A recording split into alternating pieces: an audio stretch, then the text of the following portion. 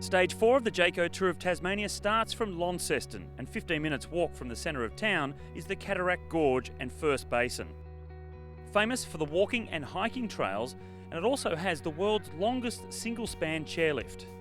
Well, there'll be no chairlift for the riders today when they get to the final climb, 5 kilometres from the finish in Grindelwald. It's going to be a super tough day today, 93 kilometres, so not too long in terms of kilometres, but just that stressful finish coming to the final hill. With 37 riders all within 32 seconds of the overall lead, it's all going to come down to that mad dash to the finish. It's going to be tough today to defend a 0.3 of a second lead, especially with so many time bonuses out on the road and a tough climb up to the finish, so it's still anyone's race.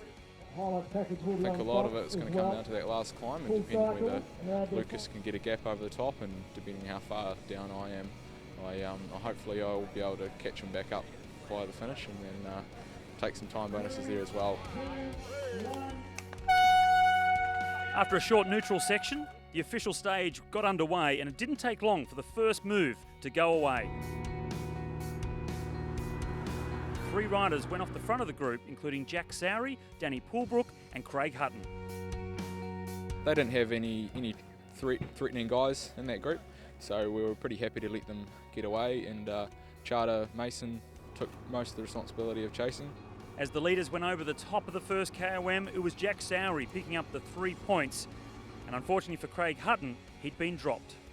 The 2 leaders seemed to be working well together as they rode through the Tamar Valley. As they got to the first intermediate sprint, it was Jack Sowry picking up the points. The pace out in front was too hot for Danny Poolbrook, and Jack Sowry went on alone, and the gap had come down to 1 minute and 9 seconds to the main field. Slowly crept down and down, and got caught along the coast.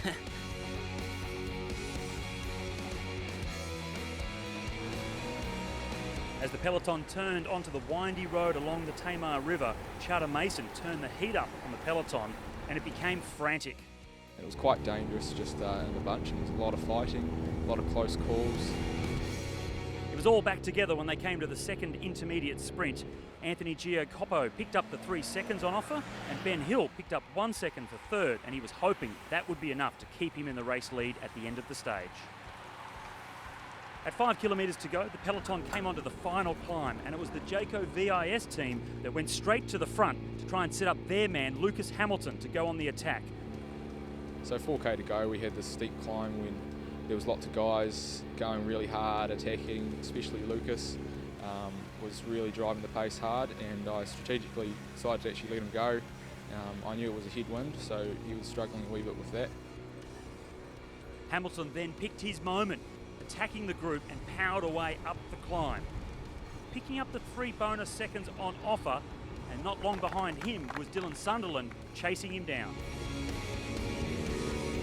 We reconned this yesterday, and I picked the point where I wanted to hit off the front, and I'd done that, and it worked.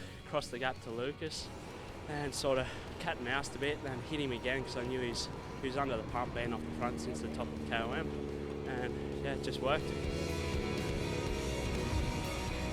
Not daring to look over his shoulder, the youngster Dylan Sunderland from AMR Racing powered across the line just ahead of Brad Evans and Sean Lake.